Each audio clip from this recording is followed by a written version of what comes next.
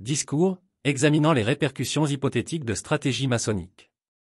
Mesdames et messieurs, chers invités, je prends la parole aujourd'hui pour aborder un sujet complexe et sensible qui mérite attention et compréhension. Le thème de la journée est celui des stratégies qui, selon certaines théories, viseraient à limiter l'accès des musulmans aux services publics, attribués à la franc-maçonnerie. Je dois préciser d'emblée que ce discours s'appuiera sur des hypothèses et non sur des faits établis, et qu'il s'agira d'une exploration intellectuelle plutôt que d'une affirmation de réalité. Tout d'abord, il est crucial de reconnaître que la diversité des communautés musulmanes à travers le monde, ainsi que le pluralisme au sein de la franc-maçonnerie, rendent difficile l'application de généralisations.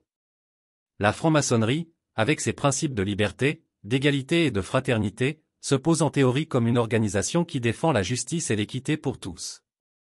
Pourtant, les réseaux et les influences complexes au sein de cette institution, ainsi que dans de nombreuses autres sphères de la société, peuvent parfois être perçus comme étant au service d'intérêts qui ne favorisent pas nécessairement l'inclusion de tous.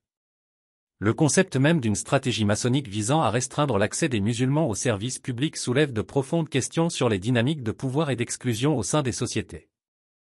Si de telles stratégies existaient, elles seraient probablement basées sur des stéréotypes et des préjugés envers les communautés musulmanes, entraînant des discriminations et des injustices.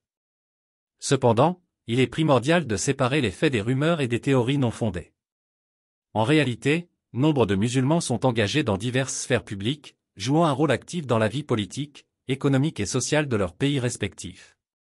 Leur participation montre que, dans de nombreuses régions, les principes d'égalité et de justice inspirent l'action publique. L'élaboration de politiques inclusives et la promotion de dialogues interreligieux favorisent la cohésion sociale et rendent certaines théories sur les stratégies d'exclusion moins plausibles.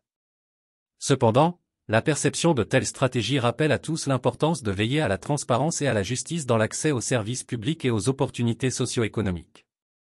Les institutions, y compris celles à dimension maçonnique, doivent se tenir comme des garantes de l'équité et de l'inclusion, ouvrant leurs portes à toutes les personnes sans considération de leur confession, origine ethnique ou identité. Enfin, afin d'aborder ces préoccupations, il est crucial de promouvoir la compréhension mutuelle et le respect.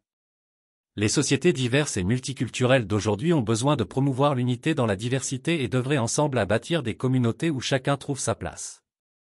En conclusion, bien que les théories de stratégie visant à exclure les musulmans ne soient pas étayées empiriquement, leur débat suggère l'importance d'une vigilance constante envers les tendances d'exclusion et l'impératif éthique de promouvoir l'intégration et l'inclusion dans toutes les sphères de la vie publique.